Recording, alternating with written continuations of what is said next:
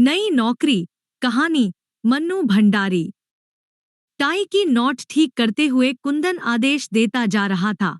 सोफे का कपड़ा कम पड़ गया है, तुम खुद लाकर दे देना। इनके जिम्मे कर दिया तो समझो सब चौपट। दरवाजे खिड़कियों का वार्निश आज जरूर पूरा हो जाना चाहिए। और देखो, प्लम्बर आएगा तो जहां जहां के नल और पाइप खराब हों, सब ठीक करवा लेना। रमा पीछे खड़ी सामने के आईने में पड़ते कुंदन के प्रतिबिंब को देख रही थी। उसे लग रहा था नई नौकरी के साथ कुंदन की सारी पर्सनैलिटी ही नहीं, बात करने का लहजा तक बदल गया है।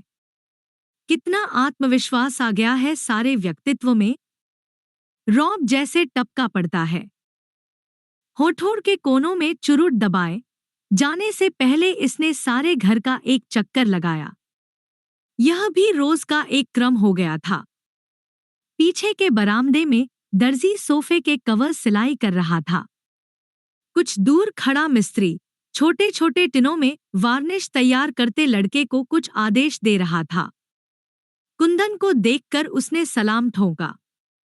अब्दुल मियां, काम आज पूरा हो जाना चाहिए, तुम्हारा काम बहुत स्लो चल रहा है।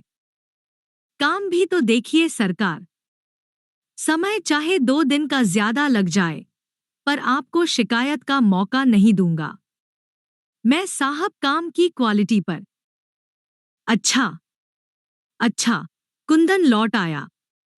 ड्राइंग रूम के पार्टीशन पर नजर पड़ते ही कहा, इंटीरियर डेकोरेटर्स वालों के यहाँ फोन जरूर कर देना। यह पार्टीशन बिल्कुल नहीं चलेगा। डिजाइन क्या बताया था, बनवा क्या दिया, रबिश। कुंदन गाड़ी में बैठा। रमा पोर्टिको की सबसे निचली सीढ़ी पर खड़ी थी। उसे लगा जाने से पहले एक बार वह फिर सारे आदेशों को दोहराएगा, पर नहीं। गाड़ी स्टार्ट करके खिड़की से जरा सा हाथ निकालकर हल्के से हिलाते हुए कहा, अच्छा बाई। तो इसे ख्याल आया, यह तो उसकी आदत थी कि गाड़ी में बैठकर चलने से पहले वह नौकर के सामने बताए हुए सारे काम फिर से दोहरा दिया करती थी। तब कुंदन हंसता हुआ कहता था, बस भी करो यार, अब कितनी बार दोहराओगी? तुम इतनी बार कहती हो, इसी से वह गड़बड़ा जाता है। गाड़ी लाल बजरी की सड़क पर तैरती हुई फाटक से बाहर निकली और दूर होती हुई अदृश्य हो गई। रमा को लगा जैसे कुंदन उसे पीछे छोड़कर आगे निकल गया है, बहुत आगे, जैसे वह अकेली रह गई है। 1 महीने पहले वह भी कुंदन के साथ ही निकला करती थी। कुंदन उसे कॉलेज छोड़ता हुआ ऑफिस जाया करता था। पर अकेलेपन की यह अनुभूति तभी तक रहती जब तक वह पोर्टिको में खड़ी रहती। जैसे ही फ्लैट का दरवाजा खोलकर वह भीतर घुसती, लकदक फर्नीचर, शीशों के दरवाजे और खिड़कियों पर झूलते लंबे लंबे पर्दे, मिस्त्रियों की खटपट, नए नए डिस्टेम्पर और वार्निश की हल्की सी गंध के बीच न जाने कहाँ डूब जाती। काम की एक लिस्ट उसके पास होती, जिन्हें उसे पूरा करना होता। काम करते मिस्त्रियों को देखना होता, मार्केट के 2-1 चक्कर लगाने होते, और यह सब करते करते ही शाम हो जाती। टिंगटिंग, ट्रिंग ट्रिंग। फोन उठाकर उसने नंबर बोला, कौन? मिसेज बर्मन? कहिए, क्या खबर है? मिसेज बर्मन शिकायत कर रही थी। कॉलेज छोड़े महीना होने आया, एक बार सूरत तक नहीं दिखाई। Out of site.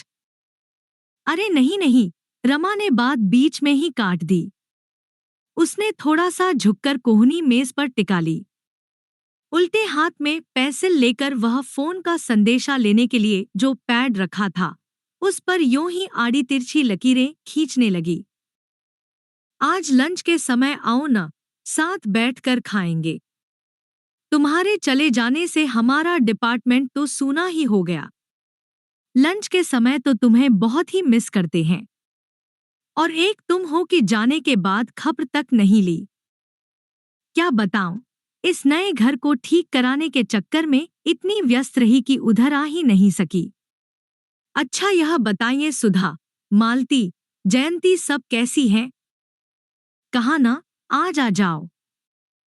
सबसे मिल भी लेना, खाना भी साथ खाएंगे आज। और एक क्षण को मन के भीतरी स्तर पर आज के सारे कामों की लिस्ट तैरसी गई। आज तो संभव नहीं होगा मिसेज बर्मन, अक्षमायाचना कैसे स्वर में वह बोली। बस एक सप्ताह और ठहर जाइए, फिर अपने इस नए घर की पार्टी दूंगी। देखिए अपनी रमा का कमाल। देखेंगी तो समझेंगी कि 1 महीने तक क्या करती रही। फिर और 2-4 इधर-उधर की बातें और हल्की फुल्की सी मजाकें हुईं और रमा ने फोन रख दिया। फोन रखने के बाद नए सिरे से इस बात का बोध हुआ कि कॉलेज छोड़े उसे 28 दिन हो गए। जाना तो दूर, उसे कभी ख्याल भी नहीं आया वहां का। आश्चर्य के साथ साथ उसे थोड़ी सी ग्लानि भी हुई। वह क्यों नहीं गई, कैसे रह सकी बिना गए। आज बर्मन का फोन नहीं आता तो पता नहीं और भी कितने दिनों तक उसे उधर का ख्याल ही नहीं आता। क्या सचमुच वह बड़े अफसर की बीवी बन गई है?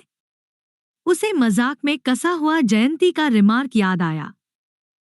एकाएक मन हुआ कि अभी चल पड़े, एक बार सबसे मिल ही आए। मना करने के बाद पहुंचकर वह सबको प्लेजेंट सरप्राइज देगी। उसने रसोई में जाकर 10-12 आलू के परांठे और चाट तैयार करने को कहा। ये दोनों चीजें वहां सबको बहुत पसंद थी। सारे डिपार्टमेंट में वह और मिसेज बर्मन ही विवाहित थीं।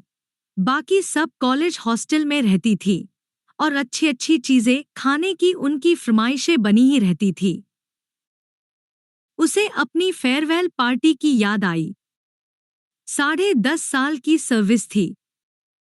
प्रिंसिपल ने अनेकानेक शुभकामनाओं के साथ फूलों के बड़े से गुलदस्तों के बीच पारकर पेन का एक सेट रख कर दिया था। मिसेस चोपड़ा, आप इसी पेन से अपनी थीसिस पूरी करिए।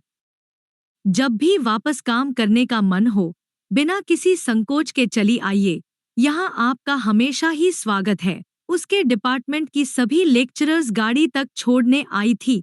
भई रमा जी, कॉलेज भले ही छोड़ दीजिए, पर लंच के समय खाना लेकर जरूर आ जाया करिए। तो उसकी नम आंखों में भी हंसी चमक उठी थी।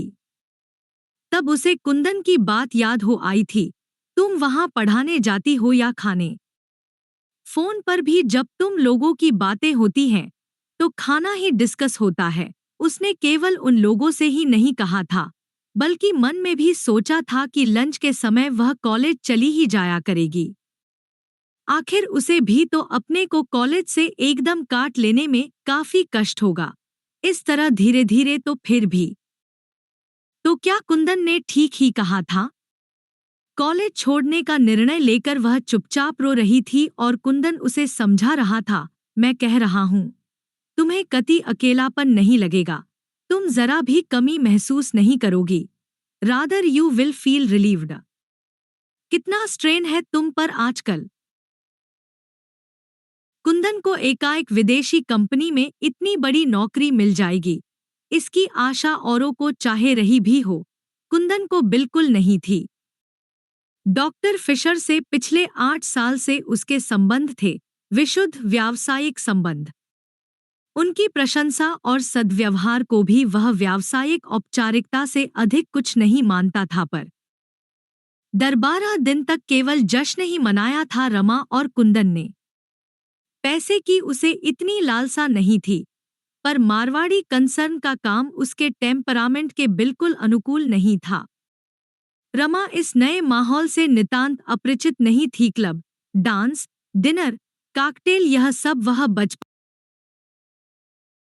से देखती आई थी, पर बस देखती ही आई थी, उसमें अपने को कभी घुला नहीं पाई थी। डॉक्टर फिशर ने कुंदन को नौकरी ही नहीं दी थी। धीरे धीरे वे उसकी सारी जिंदगी का पैटर्न भी तय कर रहे थे। उसे 2-3 क्लबों का मेंबर बनना पड़ा। आए दिन दूसरी कंपनियों के बड़े बड़े अफसरों को एंटरटेन करना पड़ता। विदेशियों को हिंदुस्तानी खाना खिलाने के बहाने उसे घर में भी बड़ी बड़ी पार्टियां करनी पड़ती। और 3 महीने पहले उसे कंपनी की ओर से यह फ्लैट मिल गया। उसने सोचा, वह अपने इस नए घर को निहायत ही ओरिएंटल ढंग से सजाएगा। विदेशियों के लिए तो यही नवीनता होगी। पर घर के लिए नया फर्नीचर बनवाने, चुन चुनकर चीजें खरीदने के लिए दोनों में किसी के पास भी समय नहीं था। कुंदन चाहता था यह काम रमा को करना चाहिए। उसकी रुचि बहुत अच्छी थी। यूं भी यह काम उसी का था। फिर उसकी सुरुचि और सुघड़ता के तो हल्ले भी थे मित्रों के बीच में। पर रमा के पास समय ही नहीं रहता। सवेरे उठकर वह बंटी को तैयार करके स्कूल भेजती, फिर खुद तैयार होती। तैयार होते होते ही वह नौकर को आदेश देती जाती, सारे दिन का काम समझाती। नाश्ता करते करते वह अपना लेक्चर तैयार करती। तैयार तो क्या करती, बस सूंघ भर लेती। फिर 9 बजे कुंदन के साथ ही निकल जाती। 3 के करीब वह लौटती, थोड़ा आराम करती और फिर शाम की तैयारी। बाहर नहीं जाना होता था तो घर में किसी को आना रहता था। रात 11 साढ़े 11 पर वह सोती तो थककर चूर हो जाती। कुंदन को उस समय हल्की सी खुमारी चढ़ी रहती। कहता, डोंट बी सिली। पार्टी में कैसे थक जाती हो, गाड़ी में बैठकर जाती हो। खाना पीना, हंसी मजाक, इनमें भी कहीं थका जाता है। गाड़ी में बिठाकर ले आता हूं। रमा तब केवल सूनी सूनी आंखों से उसे देखती रहती। मन की भीतरी परतों पर हिस्ट्री के वे टॉपिक्स तैरते रहते जो उसे कल पढ़ाने होते और जिन्हें वह ज़बरन ही दिमाग से बाहर ठेलने का प्रयास करती। कुंदन उसे बताता रहता कि डॉक्टर फिशर उससे कितने खुश हैं, कितना इम्प्रेस कर रखा है उसने। एकाएक ही उसे अपना भविष्य बहुत उज्जवल दिखाई देने लगा है। पता नहीं थकान के कारण या किसी और वजह से वह उतना उत्साह नहीं दिखा पाती तो कुंदन बिगड़ पड़ता। क्या बात है, देखता हूँ तुम्हें कोई दिलचस्पी ही नहीं है मेरे राइज में। You seem to be. क्या बेकार की बातें करते हो, मुझे नींद आ रही है। कभी कुंदन फोन पर कह देता कि ठीक 7 बजे तैयार होकर रहना और आकर देखता कि वह तैयार हो रही है तो बिगड़ पड़ता। रमा, तुम्हें टाइम की सेंस कब आएगी। कभी घर पर खाना होता और कोई कसर रह जाती तो रात में बड़े संभल कर कहता, मैं यह नहीं कहता कि तुम खाना बनाओ, 3 नौकर तुम्हारे पास हैं, पर जरा सा देख भर लिया करो। ऐसे मौकों पर रमा कुछ नहीं कहती। उस दिन कॉलेज में रमा को एक पेपर पढ़ना था। उसने खुद ही ऑफर किया था। सोचा था इसी बहाने एक टॉपिक तैयार हो जाएगा, पर बिल्कुल भी तैयार नहीं कर पाई। रात में लेटी तो रोना आ गया। मुझसे यह सब निभता नहीं। लौटकर बिना कपड़े बदले ही कटे पेड़ की तरह पलंग पर गिरकर उसने कहा, क्या नहीं निभता। यह रवैया मेरे बस का नहीं है। कितनी गिल्ट फील करती हूँ।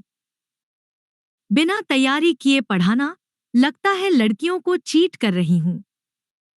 2 घंटे का समय भी मुझे अपने लिए नहीं मिलता। कुंदन सोच रहा था कि रात में रमा के साथ वह एक एक कमरे को अरेंज करने की योजना बनाएगा। कलर स्कीम के लिए उसने जेनसन निकलसन वालों से बात की थी। रमा की बात सुनी तो चुप रह गया। बंटी की रिपोर्ट देखी। हमेशा फर्स्ट आया करता था, इस बार 7th आया है। बगल में लेटकर रमा को अपनी ओर खींचते हुए कुंदन ने बहुत प्यार भरे लहजे में कहा, तो तुम उसे पढ़ाया करो। कब पढ़ाया करूं, तुम ही बताओ। शाम को 5 से 7 बजे का जो समय मिलता है उसमें वह खेलने जाता है। तो तुम ही बताओ मैं क्या करूं। बालों में हाथ फेरते हुए कुंदन ने बहुत ही मुलायम स्वर में पूछा। कल मुझे पेपर पढ़ना है। 15 दिन पहले टॉपिक मिला था, एक लाइन भी नहीं लिखी है। अब कोई झूठा बहाना ही तो बनाना पड़ेगा। कुंदन की उंगलियां बालों पर से उतरकर गालों पर फिसलने लगी। 10 साल पूरे हुए, 6 महीने में अपनी थीसिस सबमिट कर देती तो मेरा सिलेक्शन ग्रेड में आना निश्चित ही था, पर ऐसी हालत रही तो। और रमा रो पड़ी। दूर कहीं कुंदन के कानों में डॉक्टर फिशर के शब्द गूंज रहे थे, जनवरी में जर्मनी से डायरेक्टर आने वाले हैं, हमें यहाँ का सारा काम दिखाना होगा।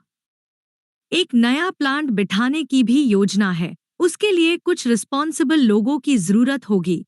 सम स्मार्ट यंग मैन बिजनेस में सोशल कॉन्टेक्स्ट पे करते हैं। You will have to be very social. Kundan को इन बातों में हमेशा अपने लिए कुछ संकेत, कुछ आश्वासन मिलते। Luckily your wife. तुम मुझे छोड़ जाया करो। कोई जरूरी है कि मैं हर दिन तुम्हारे साथ ही जाया करूं? कुंदन कुछ देर उसे यूं ही सहलाता रहा, फिर एकाएक उसे बाहों में भरता सा बोला, तुम्हें छोड़कर आज तक मैं कहीं गया हूं? जा सकता हूं? ऑफिस के अलावा हमेशा हम साथ जाते हैं। तुम तो जानती हो कि तुम्हारे बिना मुझे कुछ भी अच्छा नहीं लगता। रमा खुद इस बात को जानती है। उनका विवाहित जीवन दोस्तों के बीच ईर्ष्या और प्रशंसा का विषय रहा है। समझ नहीं पाई क्या कहे। वह जब तक सो नहीं गई, कुंदन उसे प्यार से थपथपाता रहा था। मेम साहब, परांठे अभी बनेंगे? चौंकते हुए रमा ने पूछा। फिर बोली, नहीं नहीं, 12:30 बजे बनाना है, 1 बजे हम कॉलेज जाएंगे आज। इतने एक चक्कर बाजार का लगा आऊं और सोफे का कपड़ा लाकर दे दूं। उसने एक बार भीतर जाकर मिस्त्रियों को याद दिला दिया कि आज पॉलिश हर हालत में खत्म कर देनी है। फिर अपनी डायरी देखी बाजार से और क्या क्या सामान लाना है।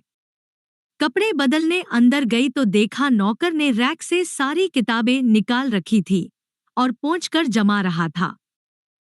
इनमें से एक किताब भी उसने नहीं पढ़ी है, कुछ पर तो अभी तक अपना नाम भी नहीं लिखा है। कुंदन ने भी जोश में आकर एक दिन में इतनी ढेर सी किताबें खरीदकर सामने रख दी थी। बात शुरू दूसरे स्तर पर हुई थी। कुंदन ऑफिस से लौटा ही था कि बिना किसी प्रसंग के रमा ने कहा, मैं कॉलेज छोड़ दूंगी। इस तरह काम करने से तो नहीं करना ज्यादा अच्छा है। स्वर में न कहीं तलखी थी न शिकायत, बड़े सहज स्वर में उसने कहा था। कुंदन देखता रहा। यही वाक्य था जिसे उसने अनेक बार अनेक तरह से मन ही मन में दोहराया था, पर कहने का मौका नहीं मिला था। अब तो उसे यह और भी जरूरी लग रहा था, क्योंकि जनवरी तक उसे अपना सारा घर डेकोरेट करना था, ओरिएंटल स्टाइल पर। फिर भी उसने पूछा, क्या बात हो गई? कुछ नहीं। कुंदन को इस समय और बात खींचना अच्छा नहीं लगा। चाय का प्याला हाथ में लिए ही लॉन में निकल गया। कैक्टस की जितनी वैरायटी ला सकता था, लाकर फाटक के दोनों ओर बड़ी खूबसूरत रॉकरीज बनाई थी। पर लॉन से वह अभी भी संतुष्ट नहीं था। चाहता था लॉन पर्शियन कारपेट में बदल जाए। रात में फिर वही प्रसंग चला। कुंदन उससे बचना भी चाहता था और जानना भी चाहता था कि रमा ने सचमुच ही यह निर्णय ले लिया है या कि केवल कुंदन पर अपना आक्रोश प्रकट कर रही है। पर रमा ने केवल इतना ही कहा, अब निभता नहीं, कल इस्तीफा दे दूंगी। स्वर के भीगेपन ने कुंदन को भी कहीं से छुआ जरूर, फिर भी सारी बात को एक हल्के मजाक में बदलने के लहजे से उसने कहा, छोड़ो भी यार, वैसे भी क्या रखा है एंशिएंट हिस्ट्री पढ़ाने में। चोल वंश, चेदी वंश के बारे में न भी जानेंगे तो कौन सी जिंदगी हराम हो जाएगी। रमा चुप। इससे तो तुम खूब किताबें पढ़ो, मैगजीन्स पढ़ो, कुछ छुटपुट क्लासेस अटेंड कर लो, बंटी को पढ़ाओ, दुनिया भर के बच्चों को पढ़ाओ और अपना बच्चा निग्लेक्ट हो। रमा चुप। कुंदन उस चुप्पी पर खींच आया, फिर भी अपने स्वर को भरसक संयत बनाकर बोला, तुम्हें शायद लग रहा है कि मेरी वजह से, इस नई नौकरी की वजह से तुम्हें अपना काम छोड़ना पड़ रहा है। पर यह तो सोचो, मुझे ही इस नौकरी में क्या दिलचस्पी है? तुम्हारे लिए, बंटी के लिए। मैंने तो ऐसा नहीं कहा। मैं तो यही सोच रही थी कि आखिर मेरे मन के संतोष के लिए क्या होगा। मेरा संतोष तुम्हारा संतोष नहीं है, मेरी तरक्की तुम्हारी तरक्की नहीं है। है क्यों नहीं? मेरा यह मतलब नहीं था। 10 साल से काम कर रही थी, छोड़ दूंगी तो मेरा मन कैसे लगेगा? मैं तो सोचता हूँ तुम्हें यह सब सोचने का समय ही नहीं मिलेगा।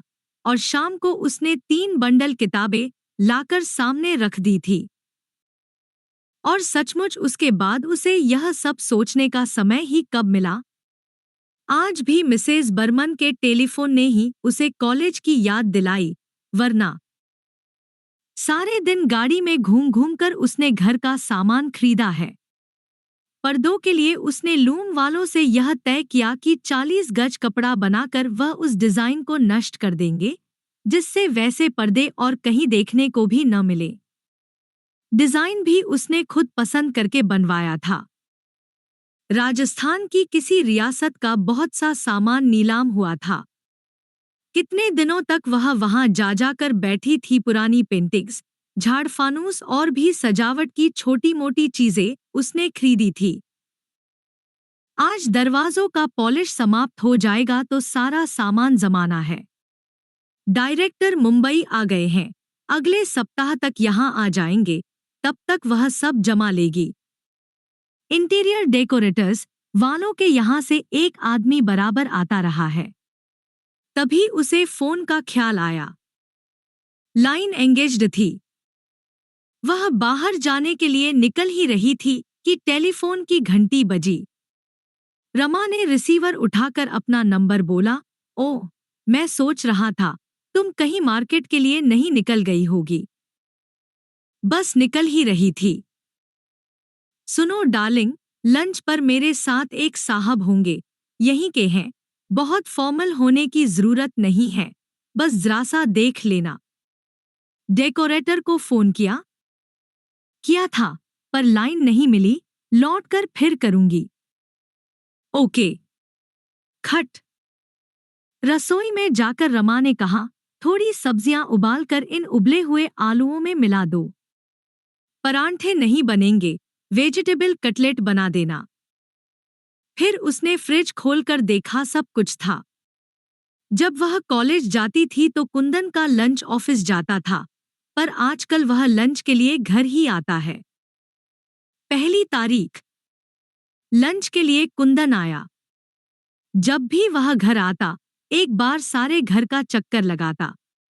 इस नई साज सज्जा को हर एंगल से देखता और उसके चेहरे पर एक संतोषमय, गर्वयुक्त उल्लास चमकने लगता। कभी कभी इसी उल्लास में रमा को बाह में भरता हुआ कहता, यू आर रियली वंडरफुल। यों खुले में चूमने की मर्यादा वह तोड़ नहीं पाया था, उसी से केवल उसे दबाकर छोड़ देता। पूरा चक्कर लगाकर बोला, I think everything is in tune. क्यों? कलफ लगा नैपकिन फड़फड़ाता हुआ उसकी गोद में फैल गया। अब कोई आए, मुझे चिंता नहीं। 5 तारीख को डायरेक्टर आ रहे हैं, मैं इस बार एक बड़ी पार्टी घर पर ही करूंगा। रमा खाती भी जा रही थी और उसकी प्लेट का ध्यान भी रख रही थी। जो चीज खत्म हो जाती, रख देती। बस यार, वो रोप पटकना है कि डायरेक्टर की नजरों में जम जाऊं। एक बार ये लोग इम्प्रेस हो जाएं तो रास्ता साफ है। डॉक्टर फिशर तो जब भी कोई मौका आएगा, मेरे फेवर में ही राय देंगे। रमा कुंदन के बच्चों जैसे पुलकमय आवेश पर मंद मंद मुस्कराती रही। मेम साहब, आपका फोन है। किसका है? बोलो, बाद में करें। मेम साहब इस समय लंच ले रही हैं। कुंदन इस समय रमा को वह सारी बातें सुनाना चाहता था जो आज उसके और फिशर के बीच हुई थी। कितने स्पष्ट थे सारे संकेत। फिर भी वह अपने अनुमानों का रमा से समर्थन करा लेना चाहता था। कॉलेज से मिसेस बर्मन का है, बैरा लौटने लगा। अरे ठहरो, और रमा एकदम उठ खड़ी हुई। बातें शुरू हुई तो वह भूल ही गई कि कुंदन खाने की मेज पर बैठा है और वह खाना बीच में ही छोड़कर आई है। अरे डार्लिंग, आओ न। तुम औरतों का भी बस एक बार चरखा चल जाए तो खत्म ही नहीं होता। रमा लौट ही रही थी। चरखा क्या, कोई इतने अपनेपन से बुलाए तो मैं ठीक से बात भी न करूं। यह भी कोई बात हुई भला? अच्छा अच्छा, अब अपना खाना खत्म करो। तुम्हारा हो गया तो तुम उठो ना। नो, नो, यह कैसे हो सकता है भला? खाने के बाद कॉफी लेकर इजी चेयर पर आराम करते हुए कुंदन ने सिगरेट सुलगा ली और गोल गोल छल्लों के रूप में धुआं उगलता रहा। फिर रोज की तरह 5 मिनट के लिए आंख मूंद ली।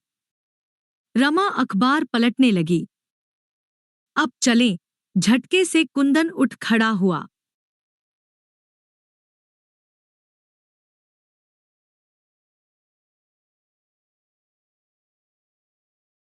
कोट उठाया तो तनख्वाह की याद आई। भीतर की जेब से नोट के 2 बंडल निकाले, एक बड़ा, दूसरा छोटा। अरे, यह क्या? तनख्वाह ले आए? आज क्या पहली तारीख हो गई? रमा को आजकल तारीख और दिनों का कुछ ख्याल ही नहीं रहता। ये आया, बैरा और खानसामा के हैं। 80, 80 और 100। छोटा बंडल बढ़ाते हुए कुंदन ने कहा। रमा ने बंडल ले लिया। और यह तुम्हारा है? फिर जरा सा झुककर बोला। अब जो मुनासिब समझो, इस गुलाम को 5 सिगरेट के लिए दे देना। और हंस पड़ा। रमा भी मुस्करा दी। वाह, बाई। और लाल बजरी की सड़क पर तैरती हुई कुंदन की कार रमा को वहीं छोड़कर आगे चली गई।